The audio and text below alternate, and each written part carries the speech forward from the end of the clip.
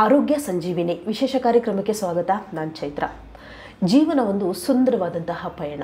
ಇದರಲ್ಲಿ ಕಲಿಕೆ ಜೊತೆಗೆ ನಮ್ಮ ಅನುಭವಗಳ ಸರಣಿ ಅಂತ ನಾವು ಹೇಳ್ತೀವಿ. ಸುಖ, ದುಃಖ, ನೋವು, ನಲಿವು ಇದೆಲ್ಲದರ ಜೊತೆಗೆ ನಮ್ಮ ಆರೋಗ್ಯ ಕೂಡ ಬಹಳ ಮುಖ್ಯ ಆಗುತ್ತೆ. ಇವತ್ತು ಈ ಒಂದು ಹೃದಯಾಘಾತಗಳು ಸಾಕಷ್ಟು ಸಾಮಾನ್ಯವಾಗಿ ತುಂಬ ಜನರಲ್ಲಿ ಇವತ್ತು ಕಂಡು ಬರ್ತಾ ಇದೆ. ಯಾಕೆ ಹೃದಯಾಘಾತಗಳು ಜಾಸ್ತಿ ಆಗ್ತಾ ಇದೆ? ಜೊತೆಗೆ ವೆರಿಕೋಸ್ ವೇನ್ನಿಂದ ಸಾಕಷ್ಟು ಜನ ಇವತ್ತು ಬಳಲ್ತಾ ಇದ್ದಾರೆ. ಯಾಕೆ ಈ ವೆರಿಕೋಸ್ ವೇನ್ ಸ್ಟಾರ್ಟ್ ಆಗುತ್ತೆ? ಜೊತೆಗೆ ಯಾಕೆ ಇದು ಚಿಕ್ಕ ವಯಸ್ಸಿನಲ್ಲಿಯೇ ಇಂತಹ ಒಂದು ಸಮಸ್ಯೆಗಳು ಸೃಷ್ಟಿಯಾಗ್ತಾ ಇದೆ? ಜೊತೆಗೆ ಇವತ್ತು ಸ್ಪೈನಲ್ ಕಾರ್ಡ್ನ ಸಾಕಷ್ಟು ಸಮಸ್ಯೆಗಳಿದೆ. ಇವತ್ತು ಬೆನ್ನು ಹುರಿ ಅಂತ ನಾವು ಹೇಳ್ತೀವಿ. ಇದು ಇವತ್ತು ತುಂಬ ಜನರನ್ನು ಕಾಡ್ತಾ ಇರುವಂಥದ್ದು. ಈ ಎಲ್ಲ ಸಮಸ್ಯೆಗಳ ಬಗ್ಗೆ ಇವತ್ತು ನಮ್ಮ ಜೊತೆ ಮಾತಾಡಲಿಕ್ಕಿದ್ದಾರೆ ನಿಸರ್ಗ ಆಯುರ್ವೇದಿಕ್ ಮೆಡಿಸಿನ್ ಹಾಗೂ ರಿಸರ್ಚ್ ಸೆಂಟರ್ನ ಡಾಕ್ಟರ್ ಅಶೋಕ್ ಕುಮಾರ್ ಅವರು. ಸರ್, ಕಾರ್ಯಕ್ರಮಕ್ಕೆ ಸ್ವಾಗತ. ನಮಸ್ಕಾರ. ಗುರುಭ್ಯೋ ನಮಃ. ಓಕೆ, ಇವತ್ತು ನಾವು ಖುಷಿಯಾಗಿದ್ದರೆ ನಮ್ಮ ಹಾರ್ಟ್ ಖುಷಿಯಾಗಿರುತ್ತೆ ಅಂತ ನಾವು ಹೇಳ್ತೀವಿ ಸರ್. ಆದರೆ ನಮ್ಮ ಹಾರ್ಟ್ಗೆ ಇವತ್ತಿಷ್ಟು ಸಮಸ್ಯೆಗಳು ಸೃಷ್ಟಿಯಾಗ್ತಾ ಇದೆ. ನಾವು ಬೇರೆ ಬೇರೆ ಕಡೆಗಳಲ್ಲಿ ಇವತ್ತು ಪ್ರತಿನಿತ್ಯ ನಾವು ಟಿ ವಿ ಮಾಧ್ಯಮಗಳಲ್ಲಿ ನೋಡ್ತಾ ಹೋಗ್ತೀವಿ. ಕೆಲವರಿಗೆ ಬೈಕ್ ಓಡಿಸ್ಬೇಕಾದ್ರೇ ಹಾರ್ಟ್ ಅಟ್ಯಾಕ್ ಆಗಿ ಸತ್ತೋಗ್ಬಿಡ್ತಾರೆ. ಸೊ ಯಾಕೆ ಈ ಸಡನ್ ಆಗಿ ಮೂಮೆಂಟ್ ನಡೆಯುತ್ತೆ ಅಂತ? ಇದೆಲ್ಲವೂ ಹೇಳಬೇಕು ಅಂದರೆ ಬರೀ ನಮ್ಮ ಆಹಾರ ಪದ್ಧತಿ ಭಾಳ. ನಂಬರ್ ಒನ್ ಆಹಾರ ಪದ್ಧತಿ ಅಂದರೆ ಎಷ್ಟು ಹದಗೆಟ್ಟೋಗಿದೆ ಅಂದರೆ ನಮ್ಮಲ್ಲಿ ನಾನ್ ವೆಜ್ ಪ್ರಿಯರಾದ್ದರಿಂದ ಅವರು ರಾಗಿ ಮುದ್ದೆ, ಅನ್ನ ಮತ್ತು ಸಾರು ಅದನ್ನು ತಿನ್ನೋದು ಭಾಳ ಜನ ತಿಂತಾರೆ. ಅದ್ರ ಜೊತೆಯಲ್ಲಿ ಚಪಾತಿ ತಿಂತಾರೆ. ಈ ರಾಗಿ ಮುದ್ದೆ ತಿನ್ನೋದ್ರಲ್ಲಿ ಭಾಳ ಒಳ್ಳೆಯದು. ಚಪಾತಿ ಮತ್ತು ಅನ್ನದಲ್ಲಿ ತಿನ್ನೋದು ಒಳ್ಳೆಯದೇ. ಆದರೆ ಗ್ರೇವಿ ಅನ್ನೋದೇನಿದೆ, ನಾನ್ ವೆಜ್ ಗ್ರೇವಿ, ಆ ಗ್ರೇವಿನ ಹಾಕಿ ಜಾಸ್ತಿ ಜನ ಹಾಸನಲ್ಲಿ, ಮೈಸೂರಲ್ಲಿ, ಮಂಡ್ಯದಲ್ಲಿ ಭಾಳ ಜನ ಅದಕ್ಕೆ ಒಲು ಜಾಸ್ತಿ ಕೊಡ್ತಾ ಇದ್ದಾರೆ. ಈ ಒಲುವಿಂದನೇ ಅದು ಏನಾಗುತ್ತೆ ಅಂದರೆ 20 ವರ್ಷ ಆದ ಮಕ್ಕಳು 20 ವರ್ಷ ಆದಮೇಲೆ ಅವ್ರವ್ರ ಅಭ್ಯಾಸ ಅದನ್ನು ಜಾಸ್ತಿ ಮಾಡ್ತಾ ಹೋದಾಗ ಅವರು ಎಕ್ಸಸೈಸ್ ಅನ್ನೋದೇ ಮರ್ತೋಗ್ಬಿಡ್ತಾರೆ. ಆ ಎಕ್ಸಸೈಸ್ ಮರ್ತೋದಾಗ ನಂಬಿಕೆ ಅನ್ನೋದೇ ಕಳ್ಕೊತಾರೆ. ನಾನು ಎಕ್ಸಸೈಸ್ ಹೋಗಲಿಲ್ಲ, ಪರವಾಗಿಲ್ಲ, ನಾಳೆ ಹೋಗೋಣ, ನಾಳೆ ಭಾನುವಾರ ಆವಾಗ ಹೋಗೋಣ, ಇವಾಗ ಹೋಗೋಣ ಅಂತ ತಳ್ತಾರೆ ದಿನ. ಈ ದಿನಗಳು ತಳ್ಳೋದ್ರಿಂದನೇ ಇದು ಡ್ಯಾಮೇಜಸ್ ಅಂತೀವಿ ಅದನ್ನು. ಆ ಡ್ಯಾಮೇಜಸ್ ಆಗೋದೇ ಅದರಲ್ಲಿ. ಕಾರ್ ಓಡಿಸ್ಬೇಕಾದ್ರೆ ಹಾರ್ಟ್ ಅಟ್ಯಾಕ್ ಆಗಿ ಬೀಳ್ತಾರೆ. ಬಸ್ ಓಡಿಸ್ಬೇಕಾದ್ರೆ ಡ್ರೈವರ್ಗಳು ಭಾಳ ಜನ ಸತ್ತಿದ್ದಾರೆ. ಆಟೋ ರಿಕ್ಷಾ ಡ್ರೈವರ್ಗಳು ಸತ್ತಿದ್ದಾರೆ. ಸ್ಕೂಟ್ರ್ ಓಡಿಸೋ ಹುಡುಗರು ಸತ್ತಿದ್ದಾರೆ. ಮಕ್ಕಳು ಡ್ಯಾನ್ಸ್ ಆಡಬೇಕಾದ್ರೂ ಸಾಯ್ತಾ ಇದ್ದಾರೆ. ಇದೆಲ್ಲ ಯಾಕೆ ಏನು ಅಂದರೆ ಆಹಾರ ಪದ್ಧತಿನೇ ಇಂಪಾರ್ಟೆಂಟ್. ಈ ಆಹಾರ ಪದ್ಧತಿ ಒಂದು ನಿಯಮದಲ್ಲಿ ಬಂದುಬಿಟ್ರೆ ಅಪ್ಪ ಅಮ್ಮ ಏನು ಅಡುಗೆ ಮಾಡ್ತಾರೆ ಆ ಅಡುಗೆನ ನಿವಾರಣೆ ಮಾಡಿಬಿಟ್ರೆ ಸಾಕಾಗಿದೆ. ಆದರೆ ನಿಮಗೆ ಇಲ್ಲಾಂದರೆ ಹೋಟ್ಲಲ್ಲಿ ತಿನ್ನೋದು, ಫುಟ್ಬಾತಲ್ಲಿ ತಿನ್ನೋದು, ಅಂಗಡಿಗಳಲ್ಲಿ ತಿನ್ನೋದು ಎಲ್ಲ ಕೆಮಿಕಲ್ ಬೇಸ್. ಪ್ರತಿ ಒಂದನ್ನು ಕೆಮಿಕಲಿಂದನೇ ಮಾಡ್ತಿದ್ದಾರೆ. ಬೋಂಡಾ ಬಜ್ಜಿ ಕಾಯಿಸೋದನ್ನು ಸೆಕೆಂಡ್ ಹ್ಯಾಂಡ್ ಆಯಿಲಿಂದನೇ ಮಾಡ್ತಿದ್ದಾರೆ. ಈ ಎಲ್ಲ ಕಾರಣ ಮಕ್ಕಳಿಗೆ ಹಾಳಾಗ್ತಾ ಇರೋದು. ನಾವು ಮುಂಚೆ ಹೇಳ್ತದಿದೆ ಅನ್ನೋರು ಹಾರ್ಟ್ ಅಟ್ಯಾಕ್ ಆಯಿತು, ರಾಜರ ಮನೆಗೆ ಬರೋದು, ರಾಜರ ಸಂತಾನ ಅಂತ ಇದ್ದರು. ಇವಾಗ ಏನಾಗಿದೆ ಅಂದರೆ ಬಡವ್ರ ಮನೆಯಲ್ಲೂ ಆ ತೊಂದರೆಗಳು ಅನುಭವಿಸ್ತಾ ಇದ್ದಾರೆ. ಈ ಸಡನ್ನಾಗಿ ಯಾಕೆ ಸರಿ ಹಾರ್ಟ್ ಅಟ್ಯಾಕ್ ಅನ್ನೋದು ಬರುತ್ತೆ? ಅಂದರೆ ಅವ್ರಿಗೆ ಏನಾದರೂ ಸಿಂಪ್ಟಮ್ಸ್ ಗೊತ್ತಾಗಲ್ವಾ? ಸ್ಟಾರ್ಟಿಂಗ್ ಎದೆನೋ ಬರುವಂಥದ್ದು ಅಥವಾ ಬೇರೆ ಬೇರೆ ಏನಾದರೂ ರೀಸನ್? ಇಲ್ಲ, ಎದೆನೋ ಬಂದ್ರೂ ನೆಗ್ಲೆಕ್ಟ್ ಮಾಡ್ತಾರೆ. ಈಗ ಗ್ಯಾಸ್ ಅಂತ ಹೇಳ್ತಾರೆ. ಭಾಳ ಜನ ಕೆಟ್ಟದಾಗಿ ಅನುಭವ ಆಗ್ತಿರೋದು ಬರೀ ಗ್ಯಾಸ್. ಅಪ್ಪ ನನಗೆ ಇನ್ನೇನಿಲ್ಲ, ಊಟ ಅದು ಜಾಸ್ತಿ ಆಗೋಯ್ತು, ನಿನ್ನೆ ಅದು ತಿಂದೆ, ಅದಕ್ಕೆ ಇದು ಗ್ಯಾಸು. ಈ ಗ್ಯಾಸೇ ಹಾರ್ಟ್ ಅಟ್ಯಾಕ್ ಆಗೋದು. ಗ್ಯಾಸಿಂದನೇ ಮೂಲ ಕಾರಣ. ಗ್ಯಾಸ್ ಯಾವಾಗ ರಿಲೀಫ್ ಆಯಿತು ಅಂದರೆ ಎಲ್ಲ ಸರಿ ಹೋಗುತ್ತೆ. ರಿಲೀಫ್ ಆಗಲ್ಲ. ಅವರು ಸ್ಪೈಸಿ ತಿಂದಿರ್ಬೋದು, ನಾನ್ ವೆಜ್ದೇನೋ ತಿಂದಿರ್ಬೋದು, ಇಲ್ಲ ಸಿಕ್ಕಾಪಟ್ಟೆ ಖಾರದ ಪದಾರ್ಥಗಳು ತಿಂದಿರ್ಬೋದು. ಈ ಮಂಡ್ಯಕ್ಕಿನಲ್ಲೆಲ್ಲ ಮಾಡಿಕೊಡ್ತಾರೆ. ಮಂಡ್ಯಕ್ಕೆ ಅಂತೀನಿ, ಮೆಣಸಿನ್ಕಾಯಿ ಅಂತೀವಿ. ಈ ಉತ್ತರ ಕರ್ನಾಟಕದಲ್ಲೆಲ್ಲ ಮೆಣಸಿನ್ಕಾಯಿ ಜಾಸ್ತಿ ಇರ್ತದೆ. ಅಲ್ಲಲ್ಲಿ ಆ ಪದ್ಧತಿ ಇದ್ದಾಗ ಅಲ್ಲಲ್ಲಿಗೆ ಸರಿ ಹೋಗುತ್ತೆ. ಇವರು ಇಲ್ಲಿಂದ ಹೋಗಿ ಅದೆಲ್ಲ ಮಾಡಿದಾಗ ಈ ತೊಂದರೆಗಳು ಜಾಸ್ತಿ ಆಗ್ತಾಯಿದೆ. ಉದಾಹರಣೆ ಏನು ಅಂದರೆ ರಕ್ತ ಚಲನೆ ಹೇಗೆ ಆಗಬೇಕೋ ಆಗದೇ ಇದ್ರೇ ಅದು ತೊಂದರೆ ಆಗೋದು. ಚಲನೆ ಆಗಿಬಿಟ್ರೆ ರಕ್ತ ತೊಂದರೆಗಳಾಗಲ್ಲ, ಬಿ ಪಿ ರೈಸ್ ಆಗಲ್ಲ, ನಾರ್ಮಲ್ ಆಗ್ತದೆ. ಯಾವಾಗ ಇದು ಸಡನ್ನಾಗಿ ಡ್ಯಾನ್ಸ್ ಆಡೋದು, ಸಡನ್ನಾಗಿ ಇದು ಹೋಗೋದು, ಟೆನ್ಷನ್ನಿಂದ ನಾನು ಅರ್ಜೆಂಟಾಗಿ ಅಲ್ಲಿ ಬ್ಯಾಂಕ್ ಹೋಗಬೇಕು, ಮನೆಗೆ ಹೋಗಬೇಕು, ಕೆಲ್ಸಕ್ಕೆ ಹೋಗಬೇಕು, ಇಲ್ಲ ನಂದು ಅಟೆಂಡೆನ್ಸ್ ಹೋಗುತ್ತೆ ಅಂತ ಹೇಳೋ ಜನಗಳಿಗೆ ನಾವೇನು ಹೇಳೋಕ್ಕಾಗಲ್ಲ. ಅದು ನಿಧಾನವಾಗಿ ಎಲ್ಲ ಕೆಲಸ ಮಾಡಿ ಸಶಸ್ತ್ರವಾಗಿ ಇರ್ತದೆ ಅದು. ಹೌದು, ನೀವು ಈಗಾಗಲೇ ಮಾತಾಡ್ತಾ ಹೇಳಿದ್ರಿ ಹಾಸನ ಮತ್ತು ಮಂಡ್ಯಗಳಲ್ಲಿ ಇದು ಜಾಸ್ತಿ ಕಂಡುಬರ್ತಾ ಇರುವಂಥದ್ದು ಇತ್ತೀಚೆಗೆ. ಹಾಸನದಲ್ಲಿ ನಾವು ಈಗಾಗಲೇ ನೋಡಿದ್ರೆ ಒಂದು ಕೆಳದ ಒಂದು 8 ದಿನಗಳ ಒಂದು ಬೆಳವಣಿಗೆ ನೋಡಿದಾಗ ಅತಿ ಹೆಚ್ಚಿನ ಸಂಖ್ಯೆಯಲ್ಲಿ ಹಾರ್ಟ್ ಅಟ್ಯಾಕ್ ಆಗ್ತಾ ಇದೆ. ಯಾಕೆ ಸರ್ ಅದು? ಅಲ್ಲ, ಯಾಕೆಂದರೆ ಅದೇ ಪದ್ಧತಿ, ಅವರವರ ಪದ್ಧತಿ. ಯಾಕಂದರೆ ಅದೇ ಒಂದು ಭಾಗದಲ್ಲಿ ಪರ್ಟಿಕ್ಯುಲರ್ ಆಗಿ ಜಾಸ್ತಿ ಅದೇ ಭಾಗದಲ್ಲಿ ಅಂತ ನಾವು ಹೇಳಲಿಕ್ಕೆ ಬರಲ್ಲ. ಭಾರತದಲ್ಲಿ ಎಲ್ಲ ಭಾಗದಲ್ಲೂ ಆಗುತ್ತೆ, ಪ್ರಪಂಚದಲ್ಲಿ ಎಲ್ಲ ಭಾಗದಲ್ಲೂ ಆಗುತ್ತೆ. ಆದರೆ ಈಗ ಆಗ್ತಾ ಇರೋದೇನು ಅಂದರೆ ಇಲ್ಲಿ ಈ ಒತ್ತಡಗಳು, ಈ ಶರೀರದ ಒತ್ತಡಕ್ಕೆ, ಈಗ ಓದಬೇಕಾದ್ರೆ ಒತ್ತಡ ಆಗುತ್ತೆ, ಮನೆಯಲ್ಲಿ ಟೆನ್ಷನ್ ಮಾಡ್ತಾರೆ, ನೀನು ಓದಬೇಕು, ರ್ಯಾಂಕ್ ಬರಬೇಕು ಅಂತ ಏನು ಹೇಳ್ತಾರೆ. SLC ಮಕ್ಕಳಿಂದನೂ ಹಿಂದೆ ಕಾಲೇಜ್ ಮಕ್ಕಳಿಗೂ ಅದೇ ಹೇಳ್ತಾರೆ.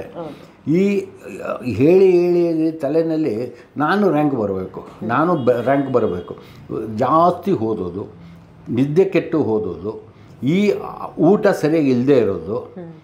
ಊಟ ಬೇಡ, ನಾನು ಓದ್ಬಿಟ್ಟು ನಾಳೆ ಮಾಡ್ತೀನಮ್ಮ, ಬೆಳಿಗ್ಗೆ ಮಾಡ್ತೀನಿ, 2 ಗಂಟೆಗೆ ಊಟ ಮಾಡ್ತೀನಿ, 3 ಗಂಟೆಗೆ ಊಟ ಮಾಡ್ತೀನಿ, ಮಧ್ಯರಾತ್ರಿಗಳು ಹೇಳೋದು ಭಾಳ ಜನ ನೋಡಿದ್ದೀನಿ. ಅದೆಲ್ಲ ಕೆಟ್ಟ ಅಭ್ಯಾಸಗಳು. ಈ ಅಭ್ಯಾಸನ ಸಶಸ್ತ್ರವಾಗಿ ಮಾಡ್ಕೊಂಡ್ಬಂದ್ಬಿಟ್ರೆ ಜೀವನದಲ್ಲಿ ಏನೂ ಆಗಲ್ಲ, ಎಲ್ಲರೂ ಖುಷಿಯಾಗಿರ್ತಾರೆ. ನೀವು ಈಗಾಗಲೇ ಮಾತಾಡ್ತಾ ಹೇಳಿದ್ರಿ ನಾನ್ ವೆಜ್ ತಿನ್ನೋದ್ರಿಂದ ಜಾಸ್ತಿ ಆಗುತ್ತೆ ಅಥವಾ ಗ್ರೇವಿ ತಿನ್ನೋದ್ರಿಂದ ಅಂತ. ಯಾಕೆ ಸ್ಪೈಸಿ ಐಟಮ್ಗಳನ್ನು ಹಾಕಿರೋದ್ರಿಂದ ಅಥವಾ ಯಾವ ಕಾರಣ ಅಂತ? ಅಲ್ಲ, ಸ್ಪೈಸಿ ಐಟಮ್ ಅಂತ ನಾವು ಹೇಳಂಗಿಲ್ಲ, ಅದು ಹೇಳಬಾರ್ದು. ಅದಾಗೋದೇನು ಅಂದರೆ, ನೀವು ಒಂದು kg ಚಿಕನ್ ತರ್ತೀರ. ಈ 1 kg ಚಿಕನ್ ತಂದಾಗ ಅದಕ್ಕೆ ಬೇಕಾಗಿರೋ ನೀರು ಎಲ್ಲ ಹಾಕಿ ಒಗ್ಗರಣೆ ಹಾಕಿ ಏನೇನೋ ಮಾಡ್ತೀರ. ಮಾಡಿ ಬೇಯಿಸಿದಾಗ ಅದರಲ್ಲಿ ಇರುವಂಥ ನಾನ್ ವೆಜ್ ಯಾವುದು, ಚಿಕನ್ದು ನಾನ್ ವೆಜ್ ಏನಾಗುತ್ತೆ, ಕೊಬ್ಬಿನ ಅಂಶ ಅದೆಲ್ಲ ಇಳಿತದೆ. ಬಿಸಿ ಶುರು ಆದಾಗ 160 ಡಿಗ್ರಿ ಪಾಸ್ ಆದಾಗ ಅದರಲ್ಲಿ ಕೊಬ್ಬಿನ ಅಂಶ ಇಳಿದು ಕೆಳಗಡೆ ಬರ್ತದೆ. ಈ ಕೆಳಗಡೆ ಬರೋದು ಏನಾಗುತ್ತೆ, ಅದೇ ರುಚಿ ನಾಲಿಗೆ ಕೊಡೋದು. ನೀವು ಚಿಕನ್ ಆಗ್ಬೋದು, ಮಟನ್ ಆಗ್ಬೋದು, ಬೇರೆ ಇನ್ಯಾವುದೇ ಬೀಫ್ ಇದಿರಲಿ, ತೊಂದರೆ ಇಲ್ಲ. ಏನೇ ತೊಂದರೆ ಇದ್ದೋ ಅದು ಬೇಯಿಸಿದ ತಕ್ಷಣ ಕೆಳಗೆ ಬರುತ್ತೆ. ಹಾಗಾಗಿ ಸಾಬ್ರಲ್ಲಿ ವ್ಯತ್ಯಾಸ ತುಂಬ ಇದೆ. ಏನದು ವ್ಯತ್ಯಾಸ ಅಂದರೆ, ಸಾಬ್ರು ಗ್ರೇವಿ ಯೂಸ್ ಮಾಡಲ್ಲ, ಬಿರಿಯಾನಿ ತಿಂತಾರೆ, ಅದಕ್ಕೆ ಮೊಸರು ಬಜ್ಜಿ ತಿಂತಾರೆ, ಅದು ಅವ್ರಿಗೆ ಚೆನ್ನಾಗಾಗತ್ತೆ. ಈ ಕಡೆ ಇರೋ ಜನಗಳಿಗೆ ಇದು ತೊಂದರೆಗಳು ಜಾಸ್ತಿ ಆಗ್ತಾಯಿದೆ. ಗ್ರೇವಿ ಬಾಡುಟ್ಟಿಗೆ ನಾನೇ ಎಷ್ಟೋ ಸಲ ಹೋಗಿದ್ದೀನಿ. ಬಾಡುಟ್ಟಿಗೆ ಒಂದೇ ರೌಂಡಲ್ಲಿ 100 ಮರಿಗಳು ಇದ್ದರೂ ಖಾಲಿ ಆಗ್ತದೆ, 50 ಮರಿ ಇದ್ದರೂ ಖಾಲಿ ಆಗ್ತದೆ, 25 ಮರಿ ಇದ್ದರೂ ಖಾಲಿ ಆಗುತ್ತೆ. 1 ರೌಂಡು 2 ರೌಂಡು, 3ನೇ ರೌಂಡಿಗೆ ಅವ್ನಿಗೇನು ಊಟ ಸಿಕ್ಕಲ್ಲ, ಬರೀ ಗ್ರೇವಿ. ಆ ಗ್ರೇವಿನೇ ಕುಡಿಯೋಕ್ಕೆ ಹೋಗ್ತಾರೆ, ಕುಡಿತಾ ಇದ್ದಾರೆ. ಅದು ಭಾಳ ತೊಂದರೆ ಆಗುತ್ತೆ. ಯಾವಾಗ ಗ್ರೇವಿ ಕುಡಿದಾಗ ವಾಕಿಂಗ್ ಚೆನ್ನಾಗಿ ಮಾಡಬೇಕು. ಯಾವಾಗ ವಾಕಿಂಗ್ ಮಾಡಿದ್ರೆ ಕರ್ಗೋಗುತ್ತೆ, ವಾಕಿಂಗೇ ಮಾಡಲ್ಲ. ಇವ್ರದ್ದು ಅಭ್ಯಾಸಗಳು ಏನೇನೋ ಇಟ್ಕೊಂಡು ಇದು ಕುಡಿತಾ ಬಂದರೆ ಈ ತೊಂದರೆಗಳು ಹಾಗೇ ಆಗುತ್ತೆ. ಇವತ್ತು ನಾವು ಹೇಳ್ತಾ ಇದ್ದು ಫ್ಯಾಟಿ ಲಿವರ್ ಬರೋದು 50-60 ವರ್ಷಕ್ಕೆ ಅಂತ. ಇವತ್ತು ನಾವು ನೋಡ್ತಾ ಇರೋದು 20 ವರ್ಷಕ್ಕೆ ಫ್ಯಾಟಿ ಲಿವರ್ ಬರ್ತಾ ಇದೆ. ಲಿವರ್ ತೊಂದರೆ ಬರ್ತಾ ಇದೆ. ಆಲ್ಕೋಹಾಲ್ ಸೇವನೆಯಿಂದ ತೊಂದರೆ ಬರ್ತದೆ, ಮತ್ತೊಂದು ಸೇವನೆಯಿಂದನೂ ತೊಂದರೆ ಬರುತ್ತೆ. ಪದ್ಧತಿ ಸರಿಯಾಗಿದ್ದು ಬಿಟ್ಟರೆ ಏನೂ ಆಗಲ್ಲ ಜೀವನದಲ್ಲಿ. ಕೆಲವ್ರು ಹೇಳ್ತಾರೆ, ಈಗ ನಾನು ಕೊಬ್ಬಿನ ಅಂಶಗಳನ್ನು ಏನೂ ತಿಂದಿರಲಿಲ್ಲ, ಆದರೂ ನನಗೆ ಕೊಬ್ಬಿನ ಅಂಶ ಇತ್ತು ಅಂತ ಹಾರ್ಟ್ ಅಟ್ಯಾಕ್ ಆಯಿತು, ಈ ಥರ ಕೆಲವು ರೀಸನ್ನನ್ನು ಕೊಡ್ತಾರೆ. ಅಂದರೆ ಮನುಷ್ಯನ ದೇಹದಲ್ಲಿ ಯಾವ ರೀತಿ ಕೊಬ್ಬಿನ ಅಂಶಗಳು ಶೇಖರಣೆ ಆಗ್ತಾ ಹೋಗುತ್ತೆ ಅಂತ. ಶೇಖರಣೆ ಏನು ಅಂದರೆ, ನಿಮಗೆ ದೇವಸ್ಥಾನದಲ್ಲಿರೋ ಪುರೋಹಿತನಿಗೂ ಕೊಬ್ಬಿನ ಅಂಶ ಬರುತ್ತೆ, ಮುಸ್ಲಿಮಿಗೂ ಬರುತ್ತೆ, ಕ್ರಿಶ್ಚಿಯನ್ಗೂ ಬರುತ್ತೆ, ಇತರ ಜಾತಿಯವ್ರಿಗೂ ಬರುತ್ತೆ. ಎಲ್ಲಿ ಶೇಖರಣೆ ಆಗುತ್ತೆ ಅಂದರೆ, ಕೊಬ್ಬಿನಂಶ ಏನು ನೀವು ತಿಂತೀರಾ ಅದನ್ನು ಎಷ್ಟು ನೀವು ಅರಸ್ಕೊತೀರಾ ಅದ್ರ ಮೇಲೆ ಡಿಪೆಂಡ್ ಆಗುತ್ತೆ. ನಾನು ವಾಕ್ಯ ಮಾಡಲ್ಲ, ಬರೀ ಊಟ ಮಾಡಿಕೊಂಡು ಮಲ್ಕೊಂಡು ಇರ್ತೀನಿ ಅಂದರೆ ಶರೀರ ಬೆಳೆಯುತ್ತೆ. ಎಷ್ಟು ಮಿನಿಮಮ್ 1 ಅವರ್ ಓಡಾಡಿ ವಾಕ್ ಮಾಡಿ ಇರ್ತೀವಿ, ಮಾಡ್ತಾಯಿಲ್ಲ ಯಾರು ವಾಕಿಂಗೇ ಹೋಗ್ತಾ ಇಲ್ಲ. ಈಗ ಹೋಗ್ತಾ ಇರೋದೆಲ್ಲ ಪರ್ಸೆಂಟೇಜ್ ಲೆಕ್ಕ ಹಾಕೋದು ನಾಟ್ ಇವನೇ 5%. ನಮ್ಮ ಜನಸಂಖ್ಯೆ ಎಷ್ಟಿದೆ ಅದರಲ್ಲಿ ನಾಟ್ ಇವನೇ 5%. ಅದರಲ್ಲಿ ಅನುಭವ ಇರೋರು ಬುದ್ಧಿ ಇರೋರು ಓ ಇಲ್ಲಪ್ಪ ನನಗೆ ನಾಳೆದು ಯೋಚನೆ ಇದು ಮಾಡಿದ್ರೆ ನಾನು ವಾಕಿಂಗ್ ಮಾಡಬೇಕು ಅಂತ ಶುರು ಮಾಡ್ತಿದ್ದಾರೆ. ಈಗ ಇನ್ನು ಮಾಡೋರು ಇದ್ದಾರೆ, ತುಂಬ ಜನ ಮಾಡಬೇಕು. ಎಲ್ಲರೂ ಮಾಡಿಬಿಟ್ರೆ ಪಾರ್ಕ್ಗಳಲ್ಲಿ ಜಾಗನೇ ಸಿಕ್ಕಲ್ಲ. ಹೌದು, ನಿಜ ನಿಜ ಹೇಳಿದ್ರಿ ಡಾಕ್ಟರ್. ಇದು ಎಲ್ಲರೂ ವಾಕಿಂಗ್ ಮಾಡಿಬಿಟ್ರೆ ಪಾರ್ಕ್ಗಳಲ್ಲಿ ಜಾಗನೇ ಸಿಕ್ಕಲ್ಲ. ಹೌದು. ಈಗ ಮೊನ್ನೆ ನಾವು ಟಿ ವಿಲಿ ನೋಡಿದ್ವಿ, ಕೆಲವರು ಈ ಮದುವೆ ಮನೆ ಡ್ಯಾನ್ಸ್ ಮಾಡ್ತಾ ಆ ಸಂದರ್ಭದಲ್ಲೇ ಅವರಿಗೆ ಹಾರ್ಟ್ ಅಟ್ಯಾಕ್ ಆಗ್ಬಿಡುತ್ತೆ. ಅದು ಯಾಕೆ ಅಂತ ಕೆಲವರು ಅನ್ಕೊಂತಾರೆ ಈ ಮ್ಯೂಸಿಕ್ಕಿಗೆ ಅಥವಾ ಅವ್ರು ಕುಣಿಯೋದ್ರಿಂದ ಆ ಥರ ಅಂತ ಎಷ್ಟೋ ಜನ ಅನ್ಕೊಂಡ್ರೆ. ಅಲ್ಲ, ಅದು ವೈಜ್ಞಾನಿಕವಾಗಿ ಹೇಳಬೇಕು ಅಂದರೆ ನಂಬರ್ 1 ಸೌಂಡಿಂದ ಬರುತ್ತೆ. ಅದನ್ನು DJ ಅಂತ ಇರೋದನ್ನ, ಅದಕ್ಕೇನೋ ಬೇರೆ ಒಂದು ಹೆಸರು ಇರ್ಬೋದು. ಜಾಸ್ತಿ ಶಬ್ದ ಬರುತ್ತೆ. ಅದನ್ನು ಆನ್ ಮಾಡಿದಾಗೂ ಭಾಳ ಜನಕ್ಕೆ ತೊಂದರೆ ಆಗುತ್ತೆ. ನಂಬರ್ 1. ನಂಬರ್ 2, ಎಲ್ಲೋ ನಾನ್ ವೆಜ್ ತಿಂದ್ಬಿಟ್ಟು ಬಂದು ಎಲ್ಲೋ ಮನೆಯಲ್ಲೆಲ್ಲ ತಿನ್ಕೊಂಬಂದು ಸಡನ್ನಾಗಿ ಇವರು ಡ್ಯಾನ್ಸಿಂಗ್ ಏನೋ ಮಾಡಿದಾಗ ಟೆನ್ಷನ್ ಜಾಸ್ತಿ ಆಗುತ್ತೆ. ಯಾವಾಗ ಟೆನ್ಷನ್ ಜಾಸ್ತಿ ಆಗುತ್ತೆ ಆವಾಗ ಅಟ್ಯಾಕ್ಗಳಾಗೋದು. ಮನುಷ್ಯ ಏನು ಈ ಎಕ್ಸಾಂಪಲ್ ನಾನು ನಿಮ್ಮ ಮನೆಗಳೆಲ್ಲ ಹೇಳ್ಬೋದು. ನೀವು ಒಂದು ಸ್ಕೂಟ್ರಲ್ಲಿ ಹೋಗ್ತಾ ಇರ್ತೀರ, ಆಟೋದನ್ನು ಬಂದ ಅಂದರೆ ಸಡನ್ನಾಗಿ ಬೈತೀರ. ಆಟೋದನ್ನು ಬೈಬೋದು, ಇಲ್ಲ ನಿಮಗೆ ಬೈಬೋದು, ಇಲ್ಲ ಇನ್ನೊಬ್ರಿಗೇನೋ ಆಗ್ಬೋದು. ಬೈಯೋದಿದೆಯಲ್ಲ, ಬೈಯೋದು ಜಾಸ್ತಿ ಟೆನ್ಷನ್ ಆದ್ರೇ ಆಗೋದು. ಆವಾಗ BP ರೈಸ್ ಆಗುತ್ತೆ. ಯಾವಾಗ BP ರೈಸ್ ಆಗುತ್ತೆ ತೊಂದರೆಗಳು ಅಲ್ಲೇ ಶುರು ಆಗೋದು. ಬ್ರೈನ್ ಹೆಮರೇಜರ್ ಆಗ್ಬೋದು, ಹಾರ್ಟ್ ಅಟ್ಯಾಕ್ ಆಗ್ಬೋದು. ಡಾಕ್ಟ್ರುಗಳು ಹೇಳ್ತಾರೆ, ಸರ್ ನಿಮ್ಗೆ ಒಂದು 2 ತಿಂಗಳ ಹಿಂದೆ ಹಾರ್ಟ್ ಅಟ್ಯಾಕ್ ಆಗಿದೆ, 3 ತಿಂಗಳ ಹಿಂದೆ ಹಾರ್ಟ್ ಅಟ್ಯಾಕ್ ಆಗಿದೆ ಅಂತಾರೆ. ಪಾಸಿಬಿಲಿಟೀಸ್ ಎಲ್ಲ ಇದೆ. ಅದಕ್ಕೆ ಆಹಾರ ಪದ್ಧತಿನೇ ಇಂಪಾರ್ಟೆಂಟ್ ಪದ್ಧತಿ. ಹೌದು, ಓಕೆ. ಮೊನ್ನೆ ನಾವು ಮತ್ತೊಂದು ಟಿ ವಿಲಿ ನೋಡಿದ್ವಿ, ಕೆಲವರು ಊಟ ಮಾಡ್ತಿರ್ಬೇಕಾದ್ರೆ ಹಾರ್ಟ್ ಅಟ್ಯಾಕ್ ಆಗ್ಬಿಡುತ್ತೆ. ಅದೆಲ್ಲ ಯಾಕೆ ಅಂತ. ಇನ್ನು ಕೆಲವರು ಮಲಗಬೇಕಾದ್ರೇ ಹಾರ್ಟ್ ಅಟ್ಯಾಕ್ ಆಗುತ್ತೆ, ಮಲಗಿರಬೇಕಾದ್ರೆ ನಿದ್ದೆ ಬಂದಾಗೂ ಹಾರ್ಟ್ ಅಟ್ಯಾಕ್ ಆಗುತ್ತೆ. ಅದೆಲ್ಲ ಸಹಜ ಸಾವು ಅಂತೀವಿ, ನ್ಯಾಚುರಲ್ ಡೆತ್ಸ್ ಅದು. ಈ ನೀವು ಟಿ ವಿನಲ್ಲಿ ಮೊನ್ನೆ ಇದರಲ್ಲಿ ಬಂದಾಗ ನೀವು ನೋಡಿರೋದು, ಇಲ್ಲ ಪೇಪರಲ್ಲಿ ಓದಿರೋದು ಏನು ಅಂದರೆ, ಟೀನೇಜಲ್ಲಿ 40 ವರ್ಷ ಒಳಗಡೆ ಇದ್ದ ಏಜ್ಗಳಲ್ಲಿ ಸರಿಯಾಗಿ ತಿಂದಿರಲ್ಲ, ಯೋಚನೆ ಮಾಡ್ತಾ ಊಟ ಮಾಡೋದು, ಸರಿಯಾಗಿ ನೀರು ಕುಡಿಯಲ್ಲ. ಈ ತೊಂದರೆಗಳಿಂದ ಏನು ಬೇಕಾದರೂ ಆಗ್ಬೋದು, ಏನು ಬೇಕಾದ್ರೂ ಆಗುತ್ತೆ. ಅದು ಉಸಿರು ಯಾವಾಗ ನಿಮಗೆ ತೊಂದರೆ ಆಗುತ್ತೆ, ಎಲ್ಲ ಥರದ ತೊಂದರೆಗಳು ಅಲ್ಲಿಂದನೇ ಆಗೋದು, ಸೃಷ್ಟಿ ಆಗೋದು. ಹೌದು, ಯಾಕಂದರೆ ನಮ್ಮ ಹಾರ್ಟ್ ತುಂಬ ಕಷ್ಟಪಟ್ಟು ಕೆಲಸ ಮಾಡುವಂಥ ಹಾರ್ಟ್, ಆ ಹಾರ್ಟ್ಗೆ ಇವತ್ತು ನಾವು ಖುಷಿ ಕೊಡ್ತಾ ಇಲ್ಲ ಅನ್ನುವಂಥದ್ದು ಬಹಳ ವಿಚಾರ, ನೋವಿನ ಒಂದು ಸಂಗತಿ. ನೋವಿನ ಸಂಗತಿ ಇದು ಭಾರಿ ಒಳ್ಳೆ ಪ್ರಶ್ನೆ ನಿಮ್ಮದು. ಈ ನೋವಿನ ಸಂಗತಿ ಬಂತು. ನಮ್ಮ ಹಾರ್ಟು 365 ದಿನವೂ ಓಡ್ತದೆ, ನಾನ್ ಸ್ಟಾಪಾಗಿ ಓಡ್ತಾ ಇರ್ತದೆ. ಅದಕ್ಕೆ ಹಾರ್ಟ್ಗೆ ರೆಸ್ಟೇ ಕೊಡಲ್ಲ, ವಿಶ್ರಮನೆ ಕೊಡಲ್ಲ. ಇಲ್ಲಿ ಯಾಕೆ ಕೊಡ್ತಾ ಇಲ್ಲ ಅಂದರೆ ಅವ್ರದ್ದೇ ಆದಂಥ ಒತ್ತಡಗಳು ಇದೆ. ಅವ್ರವ್ರದ್ದೇ ಒಬ್ಬ ಬಿಸ್ನೆಸ್ ಮ್ಯಾನ್ ಆದರೆ ಅಲ್ಲಿ ತೊಂದರೆಗಳಿದೆ, ಇನ್ನೊಬ್ಬ ಕೆಲಸಕ್ಕೂ ತೊಂದರೆಗಳಿದೆ, ಯಜಮಾನಿಗೆ ಹೋಗ್ಬೇಕಾದ್ರೆ ಯಜಮಾನ ಅವನ ಏನು ಹೇಳ್ತಾರೆ, ಮನೆ ಕೆಲಸದವ್ರಿಗೆ ಹೆಂಗಸರು ಬಂದಿಲ್ಲ ಅಂದರೆ ಹೆಣ್ಮಕ್ಳಿಗೆ ಬೈತಾ ಇರ್ತಾರೆ. ಇದೆಲ್ಲವೂ ಅಲ್ಲಿಗೆ ಬರೋದಿದು. ಅಲ್ಲಿಗೆ ಬಂದೆ ಅಲ್ಲಿಂದನೇ ಶುರು ಆಗೋದು. ಒಂದೊಂದೇ ಕಾಯಿಲೆಗಳು ಅಂತ ಹೇಳಲಿಕ್ಕಾಗಲ್ಲ, ಅಭ್ಯಾಸಗಳು. ಆ ಅಭ್ಯಾಸ ಸರಿಯಾಗಿ ಮಾಡ್ಕೊಂಬಿಟ್ರೆ ಭಾಳ ಚೆನ್ನಾಗಿರುತ್ತೆ. ಅದಕ್ಕೆ ನಮ್ಮ ಸ್ಕೂಲು ಕಾಲೇಜ್ಗಳೆಲ್ಲ ಮಕ್ಕಳಿಗೆ ಹೇಳ್ಕೊಟ್ಟಿರೋದೇನು, ಬೆಳಿಗ್ಗೆ 8 ಗಂಟೆಗೆ ಫಸ್ಟ್ ಪೀರಿಯಡ್ ಆಗಬೇಕು ಅಂದರೆ ಅಷ್ಟೇ ಟಿಫನ್ ಮಾಡಿ ಬರಬೇಕು, 12 ಗಂಟೆಗೆ ಊಟ, 2-3 ಗಂಟೆ ಮನೆಗೆ ಕಳಿಸ್ತಾರೆ. ಈ ಪದ್ಧತಿ ನಾವು ಮಾಡ್ಕೊಂಬಂದ್ಬಿಟ್ರೆ ಯಾವುದಕ್ಕೂ ತೊಂದರೆ ಬರಲ್ಲ, ದೀರ್ಘಾಯುಷ್ಯ ಇರ್ತಾರೆ ಅವರು. ಹೌದು, ಇದಕ್ಕೆಲ್ಲ ನಮ್ಮ ಜೀವನ ಶೈಲಿನೇ ಇವತ್ತು ಬಹಳ ಮುಖ್ಯವಾದ, ಬಹಳ ಮುಖ್ಯ. ಹೌದು. ಆಮೇಲೆ ವೆರಿಕೋಸ್ ವೇನ್ಸ್ ಬಗ್ಗೆ ನಾವು ಮಾತನಾಡ್ತಾ ಇದ್ವಿ ಸರ್, ಕಳೆದ ಸಂಚಿಕೆಯಲ್ಲಿ ಕೂಡ ನಾವು ಅದ್ರ ಬಗ್ಗೆ ಮಾತನಾಡಿದ್ವಿ. ಇದು ಕೂಡ ಇತ್ತೀಚಿನ ದಿನದಲ್ಲಿ ಜಾಸ್ತಿಯಾಗಿ ನಮಗೆ ಕಂಡು ಬರ್ತಾ ಇರುವಂಥದ್ದು ವೆರಿಕೋಸ್. ಇದು ಯಾವಾಗಿಂದ ಸ್ಟಾರ್ಟ್ ಆಯಿತು ಅಂತ, ಇದು ಮುಖ್ಯವಾಗಿ ಅಲ್ಲ ಯಾವಾಗಿಂದ ಸ್ಟಾರ್ಟ್ ಆಯಿತು ಅಂತ ಹೇಳಲಿಕ್ಕಾಗಲ್ಲ. 20 ವರ್ಷದ ನಂತರ ಎಲ್ಲರಿಗೂ ಶುರು ಆಗುತ್ತೆ. ಕೆಲವ್ರಿಗೆ ಇರ್ತದೆ, ಕೆಲವ್ರಿಗೆ ಬಂದಿರುವಂಥದ್ದಲ್ಲ, ಇದು ಹಿಂದೆನೇ. ಗಂಡು ಮಕ್ಕಳಿಗಿಂತ ಹೆಣ್ಣು ಮಕ್ಕಳಿಗೆ ಹೇಳಬೇಕು ಅಂದರೆ, ಮದುವೆಯಾಗಿ 1 ಮಗು ಆದಮೇಲೆ ವೆರಿಕೋಸ್ ವೇನ್ ಸ್ಟಾರ್ಟ್ ಆಗುತ್ತೆ. ಡೆಲಿವರಿ ಪ್ರತಿಯೊಬ್ಬರಿಗೂ ಅಲ್ಲ, 60-70% ಆಗಿರುತ್ತೆ. ಆ ಥರ 100% ಅಂತ ಹೇಳಲಿಕ್ಕೆ ಬರೋದಿಲ್ಲ. ಅದು ಒಬ್ಬೊಬ್ಬರಿಗೆ ಅದಾಗುತ್ತೆ. ಒಂದು ನಿಂತು ಕೆಲಸ ಮಾಡೋರಿಗೆ ಜಾಸ್ತಿ. ಯಾರೆಲ್ಲ ನಿಂತು ಕೆಲಸ ಮಾಡ್ತಾರೆ, ಈಗ ಮಿಷಿನ್ ಆಪ್ರೇಟರ್ ಇರ್ತಾನೆ, ಇಲ್ಲ ಮತ್ತೊಬ್ಬ ಡ್ರೈವರ್ ಇರ್ತಾನೆ, ಮಾಲ್ಗಳಲ್ಲಿ ಕೆಲಸ ಮಾಲ್ಗಳಲ್ಲಿ ಕಾಯ್ಕೊಂಡಿರ್ತಾರೆ, ವೆಯ್ಟ್ ಮಾಡ್ತಾರೆ, ನಿಂತೇ ಕೆಲಸ ಮಾಡ್ತಾರೆ. ಆಮೇಲೆ ವಾಚ್ ಗಾರ್ಡ್ ಥರ ಸುತ್ತಾನೆ ಇರ್ತಾರೆ ಕೆಲವರು, ಮಾಲ್ಗಳಲ್ಲಿ ಎಲ್ಲರೂ ಸುತ್ತಾನೆ ಇರ್ತಾರೆ. ಅಲ್ಲಿ ಅವರಿಗೆ ಆ ತೊಂದರೆಗಳು ಶುರು ಆಗುತ್ತೆ. ಈಗ ಕೂತ್ಕೊಬೇಕು ಅನ್ನೋ ಪರಿಸ್ಥಿತಿ ಬರ್ತದೆ. ಯಾಕೆ ಕೂತ್ಕೊಬೇಕು ಅಂದರೆ ಅಲ್ಲಿ ಅವನಿಗೆ ನರಗಳಲ್ಲಿ ರಕ್ತ ಚಲನೆ ಕಮ್ಮಿ ಆಗಿರುತ್ತೆ. ಯಾವಾಗ ರಕ್ತ ಚಲನೆ ಕಮ್ಮಿ ಆಯಿತೋ ಅಲ್ಲಿ ಬಣ್ಣ ಬ್ಲಾಕ್ ಆಗುತ್ತೆ. ಬ್ಲಾಕ್ ಆದಮೇಲೆ ಬಣ್ಣ ಬದಲಾವಣೆ ಆಗ್ತಾ ಬರುತ್ತದೆ. ಅದು ಹೋಗ್ತಾ ಹೋಗ್ತಾ ಭಾಳ ತೊಂದರೆಗೆ ಇದಾಗುತ್ತೆ. ವೆರಿಕೋಸ್ ಕನ್ವರ್ಟ್ ಆಗುತ್ತೆ.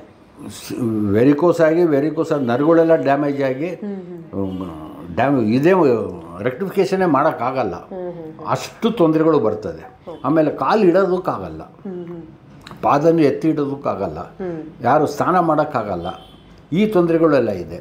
ಇದೆಲ್ಲ ಹೋಗಬೇಕಾದ್ರೆ ಜೀವನದಲ್ಲಿ ನಮ್ಮ ಔಷಧಿ ಮಾತ್ರ ಇರೋದು ಪ್ರಪಂಚದಲ್ಲಿ.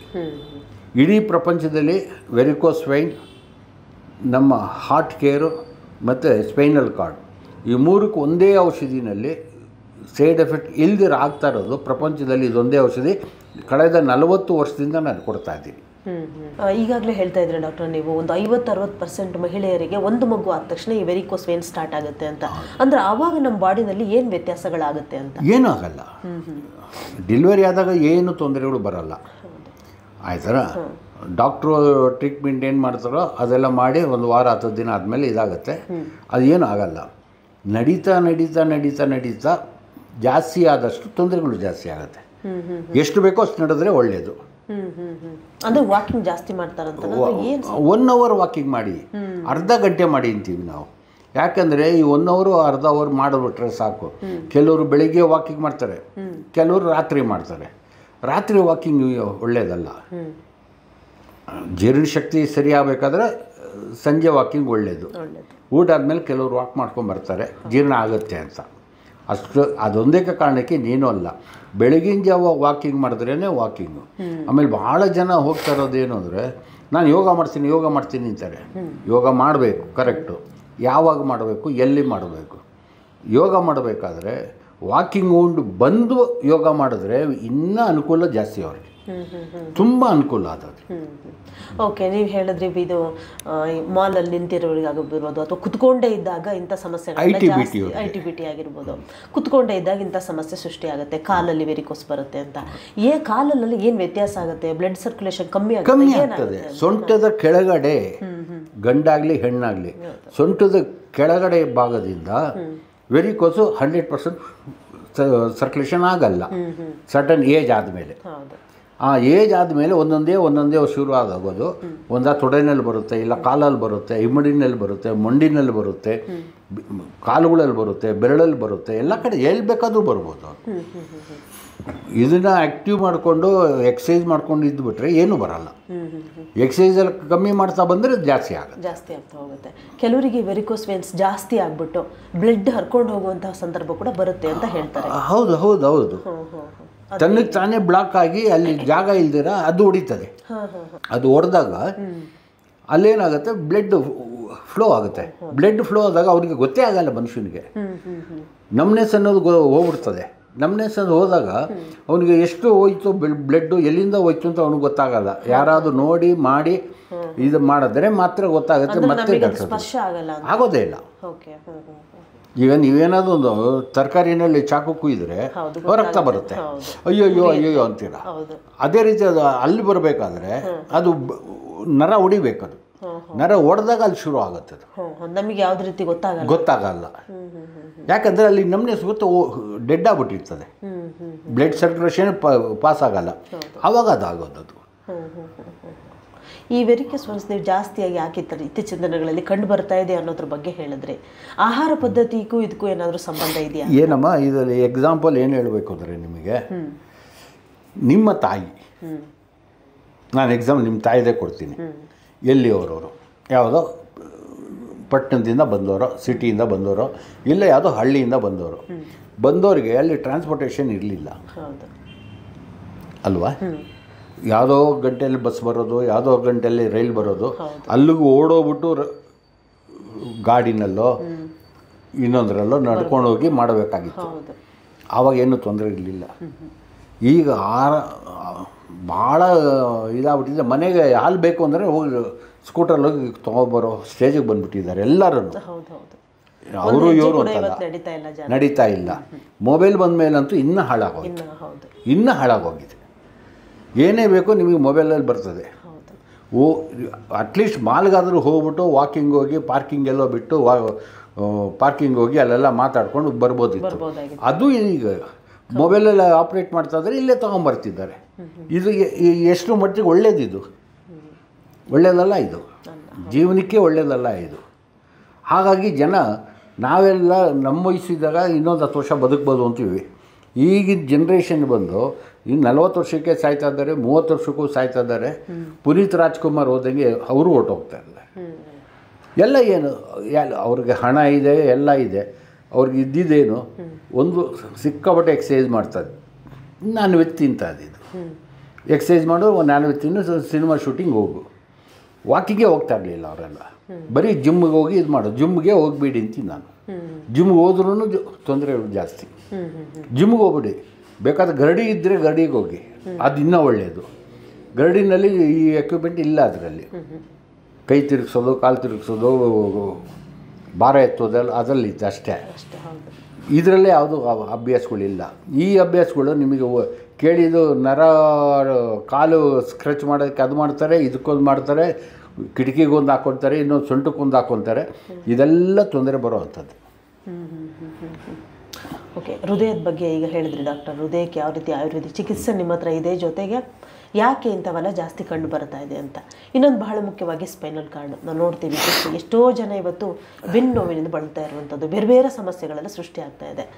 ಮುಖ್ಯವಾಗಿ ನಮ್ಮ ಬೆನ್ನು ಹುರಿಯ ರಚನೆ ಹೇಗಿರುತ್ತೆ ಡಾಕ್ಟರ್? ಬೆನ್ನಿನಲ್ಲಿ ಏನಿಲ್ಲ, ನಮ್ಮ ಮೂಳೆಗಳಿದೆ.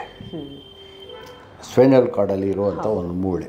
ಆ ಮೂಳೆಗೆ ಹಲವಾರು ಜಾಯಿಂಟ್ಗಳಿರ್ತದೆ. ಇದು ಪ್ರಕೃತಿಯ ನಿಯಮ. ಅದು ಸೊ ಎಲ್ಲೆಲ್ಲಿ ಯಾವುದೋ ಜಾಗದಲ್ಲಿ ಇರಬೇಕೋ, ಎಲ್ಲೆಲ್ಲಿ ಬೆಂಡ್ ಆಗಬೇಕೋ ಅಲ್ಲದೆ ಬೆಂಡಾಗಿ ಕೂತಿರ್ತದೆ. ಅದರಿಂದ ಸಡನ್ನಾಗಿ ನೀವು ಗಾಡಿಯಿಂದ ಬೀಳೋದು, ಇಲ್ಲ ಬೀಳೋದು, ಸ್ಕಿಡ್ಡಾಗಿ ಬೀಳೋದು, ಕೆಲವರು ಮೆಟ್ಲು ಹತ್ತಬೇಕಾದ್ರೆ ಜಾರು ಬೀಳೋದು, ಇದರಿಂದ ಜಾಸ್ತಿ ಆಗ್ತಾ ಇದೆ. ಆಮೇಲೆ ಕೆಲವು ರೋಡ್ ಹಂಪ್ಸಿಂದ ಗಾಡಿ ಚೆನ್ನಾಗಿಲ್ಲ ಅಂದರೆ ಎತ್ತಿ ಹಾಕಿದಾಗ ಹಿಂದೆ ಇದ್ದವರು ಸೂಟಿಗೆ ಅವ್ರಿಗೂ ಬರುತ್ತೆ, ಡ್ರೈವರ್ಗೂ ಬರುತ್ತೆ ತೊಂದರೆಗಳು. ಇದೇನಾಗುತ್ತೆ ಅಂದರೆ ಯಾವಾಗ ಜರುಕು ಹೊಡಿತದೆ, ಈ ಜರುಕು ಹೊಡೆದಾಗ ಇಲ್ಲಿ ನರು ಇರ್ತದೆ, ಈ ನರು ಪ್ರೆಸ್ ಆಗುತ್ತೆ. ಯಾವಾಗ ನರು ಪ್ರೆಸ್ ಆಗುತ್ತೆ, ಈ ನರ ಬ್ಲಡ್ ಫ್ಲೋ ಆಗಲ್ಲ. ಮೇಜರ್ ಆಗಿರೋದು ಇದು, ಬ್ಲಡ್ ಫ್ಲೋ ಆಗಲ್ಲ. ಯಾವಾಗ ಫ್ಲೋ ಆಗಲ್ಲ ಇಲ್ಲಿ ಪೇಯ್ನ್ ಸ್ಟಾರ್ಟ್ ಆಗುತ್ತೆ. ಈ ಪೇಯ್ನಿಗೆ ಡಾಕ್ಟ್ರುಗಳಾದರೆ ಮಾತ್ರೆ ಕೊಡ್ತಾರೆ, ಆಗಲ್ಲ ಅಂದರೆ ಬೈಪಾಸೇ ಮಾಡಬೇಕದು, ಬೇರೆ ದಾರಿ ಇಲ್ಲ. ಆದರೆ ನಮ್ಮ ಔಷಧಿನಲ್ಲಿ ಅದು ಸಹ ಸಂಪೂರ್ಣ ಗುಣ ಆಗೋದು ಇದೊಂದೇ ಔಷಧಿ. ನಾವು ನಿಸರ್ಗ ಆಯುರ್ವೇದಿಕ್ ಮೆಡಿಸಿನ್ ರಿಸರ್ಚ್ ಸೆಂಟರಲ್ಲಿ ಏನು ಪ್ರಯೋಗ ಮಾಡಿದ್ದೀನಿ ನಾನು 40 ವರ್ಷದಿಂದ ಇವತ್ತರೆಗೂ ನಾನು ಫೇಲ್ಯೂರ್ ಆಗಿಲ್ಲ. ವೆರಿಕೋಸ್ ವೇನ್ಗಾಗಿರ್ಬೋದು, ಅಥವಾ ಸ್ಪೈನಲ್ ಕಾರ್ಡ್ಗಾಗಿರ್ಬೋದು, ಹಾರ್ಟ್ಗಾಗಿರ್ಬೋದು, ಇವತ್ತರೆಗೂ ನಾನು ಫೇಲ್ಯೂರ್ ಆಗಿಲ್ಲ. ಒಂದು ಇದು ಯಾರು ಬೇಕಾದರೂ ಕುಡಿಬೋದು. 40 ವರ್ಷ ಮೇಲ್ಪಟ್ಟವ್ರು ಎಲ್ಲರೂ ಕುಡಿದ್ಬಿಟ್ರೆ ಯಾರು ದೊಡ್ಡ ದೊಡ್ಡ ಆಸ್ಪತ್ರೆಗೆ ಹೋಗೋ ಅವಶ್ಯಕತೆ ಬರೋದೇ ಇಲ್ಲ. ಆರೋಗ್ಯ ಸರಿಯಾಗುತ್ತೆ. ನಮಗೆ ಲಿವರ್ಗೆ ಇರಬೇಕಾ, ಲಿವರ್ ಫ್ಯಾಟಿ ಲಿವರ್ ಆಗಿರಬೇಕಾ, ಕೊಲೆಸ್ಟ್ರಾಲ್ ಇರಬೇಕಾ, ಮತ್ತದು ಏನೇ ಇದ್ರೂ ಎಲ್ಲ ಕರ್ಗೋಗಿ ಪ್ಯಾರಾಮೀಟ್ರಲ್ಲಿ ಕರೆಕ್ಟಾಗಿ ಬರ್ತದೆ. ಎಲ್ಲಿ ಬೇಕಾದರೂ 6 ತಿಂಗಳಲ್ಲಿ ನೀವು ಪ್ರಪಂಚ ಉದ್ದಗಲಕ್ಕೆ ಎಲ್ಲಿ ಬೇಕಾದರೂ ಹೋಗ್ಬಿಟ್ಟು ಚೆಕ್ ಮಾಡಿಸ್ಕೊಂಬರ್ಬೋದು. ಎಲ್ಲ ಪ್ಯಾರಾಮೀಟರ್ ಪರ್ಫೆಕ್ಟ್ ಆಗಿರುತ್ತೆ. ಕೆಲವರಿಗೆ ಇದೀಗ ಸಿಸರಿನ್ ಎಲ್ಲ ಮಾಡಬೇಕಾದ್ರೆ ಮಹಿಳೆಯರಲ್ಲಿ ಹೆಚ್ಚಾಗಿ ಇಂಜೆಕ್ಷನ್ಗಳನ್ನು ಕೊಡ್ತಾರೆ. ಆ ಸಂದರ್ಭದಿಂದ ನಮಗೆ ಬೆನ್ನು ನೋವು ಬರುತ್ತೆ ಅಂತ ಎಷ್ಟೋ ಜನ ಹೇಳ್ತಾರೆ. ಇದೆಲ್ಲ ಎಷ್ಟು ಮಟ್ಟಿಗೆ ಅಲ್ಲ, ಅದೆಲ್ಲ ಹೇಗೆ ಅಂದರೆ ಅದ್ರ ಬಗ್ಗೆ ನಾನು ಹೆಚ್ಚಾಗಿ ಮಾತಾಡೋದು ಆಗೋದಿಲ್ಲ. ಯಾಕಂದರೆ ಡಾಕ್ಟ್ರು ಕರೆಕ್ಟಾಗಿ ಒಳ್ಳೆ ಡಾಕ್ಟ್ರು ಅದನ್ನು ಒಳ್ಳೆ ಇಂಜೆಕ್ಷನ್ ಮಾಡಿ ಕರೆಕ್ಟು ಸ್ಪಾಟಲ್ಲಿ ಕೊಟ್ಟಿದ್ದರೆ ಅದು ಒಳ್ಳೆಯದು. ಅವ್ರು ಕೊಟ್ಟಿಲ್ಲ ಅಂದರೆ ತೊಂದರೆಗಳು ಜಾಸ್ತಿ ಆಗುತ್ತೆ. ಹಾಗಾಗಿ ಅದ್ರ ಬಗ್ಗೆ ನಾನು ಡಿಸ್ಕಸ್ ಮಾಡಲ್ಲ. ಓಕೆ. ಈ ಅಪಘಾತ ಆದಾಗ ತುರ್ತು ಸಂದರ್ಭದಲ್ಲಿ ಕೆಲವು ಸರಿ ಬೆನ್ನಿನ ನೋವಾಗಿರುವಂಥದ್ದು ಅಥವಾ ಕುತ್ತಿಗೆಯಲ್ಲಿ ನೋವಾಗಿರುವಂಥದ್ದು ಇವೆಲ್ಲ ಕಂಡು ಬರುತ್ತೆ ಬೇರೆ ಬೇರೆ ಭಾಗದಲ್ಲಿ. ಅದೇನಾದರೂ ಬೆನ್ನು ನೋವಿಗೆ ಎಫೆಕ್ಟ್ ಆಗುತ್ತಾ ಅಂತ? 100% ಆಗುತ್ತೆ. ಸ್ಪೈನಲ್ ಕಾರ್ಡ್ ಇರೋದೇ ಅದಕ್ಕೆ. ಓಕೆ. ಸೊಂಟದ ಕೆಳಗಡೆಗೆ ನಮಗೆ ಬೆನ್ನೆಲುಬಾಗಿ ಇರೋದೇ ಸ್ಪೈನಲ್ ಕಾರ್ಡ್. ಅದು ಹೃದಯದಲ್ಲೂ ಸಂಬಂಧಪಡುತ್ತೆ, ಬ್ಯಾಕ್ ಸೈಡಕ್ಕೂ ಸಂಬಂಧಪಡುತ್ತೆ. ಹಾಗಿರ್ಬೇಕಾದ್ರೆ ಏನು ಆಕ್ಸಿಡೆಂಟ್ಗಳು ಏನೇ ಆಗಿರ್ಬೋದು, ಏನೇ ಇಂಜ್ಯೂರ್ ಆಗಿದ್ರು ಹಾಲೋಪತಿನಲ್ಲಿ ಬೋಲ್ಟು ನಟ್ಟುಗಳಲ್ಲೇ ಮಾಡ್ತಾರೆ ವಿನಃ ಆಯುರ್ವೇದದಲ್ಲಿ ಮಾಡಲ್ಲ. ಆಯುರ್ವೇದದಲ್ಲಿ ಮಾಡೋದೇನು ಅಂದರೆ ನಮ್ಮಂಥ ಕಷಾಯಗಳು ಕೊಟ್ಕೊಂಡೇ ಸುಧಾರಿಸ್ಬೇಕಾದ್ರು. ನಮ್ಮಲ್ಲಿ ಸ್ವಲ್ಪ ನಿಧಾನ ಆಗುತ್ತೆ, ಪರ್ಮನೆಂಟ್ ಆಗುತ್ತೆ. ಇತರ ಪದ್ಧತಿಗಳಲ್ಲಿ ತೊಂದರೆ ಜಾಸ್ತಿ ಆಗುತ್ತೆ. ಕೆಲವರಿಗೆ ಕೈ ಮರಗಟ್ಟುವಂಥದ್ದು, ಕಾಲೆಲ್ಲ ಮರಗಟ್ಟುವಂಥದ್ದೆಲ್ಲ ಕಂಡು ಬರುತ್ತೆ. ಸೊ ಇದಕ್ಕೂ ಬೆನ್ನು ನೋವಿಗೆ ಏನಾದರೂ ಸಂಬಂಧ ಇದೆ? ಬೆನ್ನು ನೋವು ಅಲ್ಲ, ಕೈ ನೋವು, ಹೃದಯಕ್ಕೆ ತೊಂದರೆ ಆಗುತ್ತೆ. ಅದಾಗೋದೇ ಹೃದಯ ತೊಂದರೆಗೆ. ಓಕೆ. ಯಾವಾಗ ಬ್ಲಡ್ ಸರ್ಕ್ಯುಲೇಷನ್ ಇರಲ್ವ ನಿಮ್ಮ ತಲೆಯ ನೆತ್ತಿಯಿಂದ ಕಾಲು ಹೆಬ್ಬೆಟ್ಟವರೆಗೂ ಎಲ್ಲಿ ಓಡಾಡಬೇಕೋ ಅಲ್ಲಿ ಕರೆಕ್ಟಾಗಿ ಓಡಾಡ್ಬಿಟ್ರೆ ನಿಮಗೆ ಯಾವುದೂ ತೊಂದರೆ ಬರಲ್ಲ. ಎಲ್ಲೆಲ್ಲಿ ಬ್ಲಾಕೇಜ್ ಆಗುತ್ತೆ, ಸೊಂಟದಲ್ಲಾಗ್ಬೋದು, ಕಿವಿನಲ್ಲಾಗ್ಬೋದು, ಹೆದೆನಲ್ಲಾಗ್ಬೋದು, ಎಲ್ಲೇ ತೊಂದರೆಗಳಾದರೆ ಆ ಪಾರ್ಟ್ಗಳು ಡ್ಯಾಮೇಜ್ ಆಗ್ತಾ ಬರ್ತದೆ. ನಾವು ನಡೆಯೋದ್ರಿಂದ ಏನಾದರೂ ಬೆನ್ನು ನೋವಿಗೆ ಅದಕ್ಕೆ ಸಂಬಂಧ ಇದೆಯಾ ಅಂತ? ಬೆನ್ನು ನೋವಿಂದ್ರೆ ನಡೆಯೋಕ್ಕೆ ಸಲ ಆಗಲ್ಲ, ಬೆನ್ನು ನೋವು ಬರುತ್ತೆ, ಈ ಥರ ಎಲ್ಲ ಹೇಳ್ತಾರೆ. ಸೊ ಅದೇನು? ಅಲ್ಲ, ಬೆನ್ನು ನೋವು ಬಂದ ಮೇಲೆ ಅವ್ರು ನಡೆಯಲ್ಲ ಅಂತಾರೆ. ನಡೀತಾ ಇದ್ದಾಗ ಚೆನ್ನಾಗಿರ್ತಾರೆ. ಎಲ್ಲೋ ಬಿದ್ದರು, ಏನೋ ಒಂದು ಆಟ ಆಡಿ ಏನೋ ಆಯಿತು, ಆ ಥರ ಆದಾಗ ನೋವು ಬರುತ್ತೆ. ಆವಾಗ ಅವ್ರು ಸರಿಯಾದ ಚಿಕಿತ್ಸೆ ಮಾಡಿಕೊಂಡ್ರೆ ಅದು ಕ್ಯೂರಬಲ್ ಇರುತ್ತೆ. ಕೆಲವರಿಗೆ ಬೆನ್ನು ಜಾಸ್ತಿ ಇರುತ್ತೆ, ಅಂಥವರಿಗೆ ನೀವು ಸರ್ಜರಿ ಮಾಡಿ ಅಂತ ಹೇಳಿರ್ತಾರೆ ಡಾಕ್ಟ್ರು. ಬಟ್ ಅವ್ರು ಮಾಡಿರಲ್ಲ, ಹಂಗೆ ಮುಂದುವರ್ಸ್ಕೊಂಡು ಬರ್ತಾನೆ ಇರ್ತಾರೆ. ಇಂಥ ಬೆನ್ನುಗಳವ್ರಿಗೆ ಜಾಸ್ತಿ ಆದರೆ ಮುಂದಿನ ದಿನದಲ್ಲಿ ಅದು ಯಾವ ರೀತಿ ಎಫೆಕ್ಟ್ ಆಗುತ್ತೆ? ಈ ನಮ್ಮ ಔಷಧಿ ಕೊಡಿದ್ರೆ ಸಂಪೂರ್ಣ ಗುಣ ಆಗುತ್ತೆ. ನಮ್ಮ ಔಷಧಿನೇ ಪ್ರಾಮುಖ್ಯವಾಗಿ ಹೇಳೋದು, ನಮ್ಮ ಔಷಧಿ. ಪ್ರಪಂಚದಲ್ಲಿ ಯಾವುದೂ ಔಷಧಿ ಇಲ್ಲ. ಹಾಗಾಗಿ ನಾನು ಪ್ರಪಂಚದಲ್ಲಿ ಉದ್ದಗಲಕ್ಕೂ ಎಲ್ಲೂ ಕೊಟ್ಟಿಲ್ಲ, ಯಾವ ಡಾಕ್ಟರ್ ಹತ್ರನೂ ಕೊಟ್ಟಿಲ್ಲ, ಯಾವ ಮೆಡಿಕಲ್ ಸ್ಟೋರ್ ಕೊಟ್ಟಿಲ್ಲ, ಈ ಥರ ಆಸ್ಪತ್ರೆಗಳು ಕೊಟ್ಟಿಲ್ಲ. ನನ್ನ ಸಂಸ್ಥೆಯಲ್ಲಿ ನಾನು ಕೊಟ್ಟರೆ ಮಾತ್ರ ಅದು ಪೇಷಂಟ್ ಕುಡಿಬೇಕು, ಇಲ್ಲಾಂದರೆ ನಾನು ಕೊಡೋದಿಲ್ಲ. ಯಾಕೆ ಕೊಟ್ಟರೆ ನಾಳೆ ದಿನ ಡೂಪ್ಲಿಕೇಟ್ ಮಾಡ್ತಾರೆ, ತಿರ್ಗಾ ನನ್ನ ಹೆಸರು ಹಾಳಾಗುತ್ತೆ. ಹಾಗಾಗಿ ನಾನು ಇವತ್ತರೆಗೂ ಕೊಡ್ತಾ ಇಲ್ಲ, ಕೊಡೋದೂ ಇಲ್ಲ. ಓಕೆ. ಈ ಮದ್ಯಪಾನ, ಧೂಮಪಾನ ಇರ್ಬೋದು, ಇಂತಹ ಒಂದು ದುಶ್ಚಟಗಳೇನಾದರೂ ಬೆನ್ನೋವಿಗೆ ಕಾರಣ ಆಗುತ್ತಾ ಅಂತ? ಬೆನ್ನೋವಿಗೆ ಏನೂ ಆಗೋದಿಲ್ಲಮ್ಮ. ಕುಡಿಯೋ ಚಟ ಇರೋದು ಲಿಮಿಟಲ್ಲಿದ್ದರೆ ಒಳ್ಳೆಯದು. ಹೌದು. ಪ್ರತಿಯೊಂದು ತೀರ್ಥ ತಗೊಳೋದು ಹೆಂಗೆ? ಹೌದು, ಚೂರು ಅಲ್ವಾ? ಒಂದು ಸ್ಪೂನೆಲ್ಲ ತೀರ್ಥ ಕೊಟ್ಟರೆ ಅದು ತೊಗೊಂಡ್ರೆ ಅಷ್ಟು ಒಳ್ಳೆಯದು. 2 ತೀರ್ಥ ಕೊಟ್ಟರೆ ಒಳ್ಳೆಯದು, 3ನೇದು ಒಳ್ಳೆಯದು, 4ನೇದು 5ನೇದು ಮಾಡೋಕ್ಕೆ ಹೋದರೆ ತೊಂದರೆಗಳು ಜಾಸ್ತಿ ಆಗುತ್ತೆ.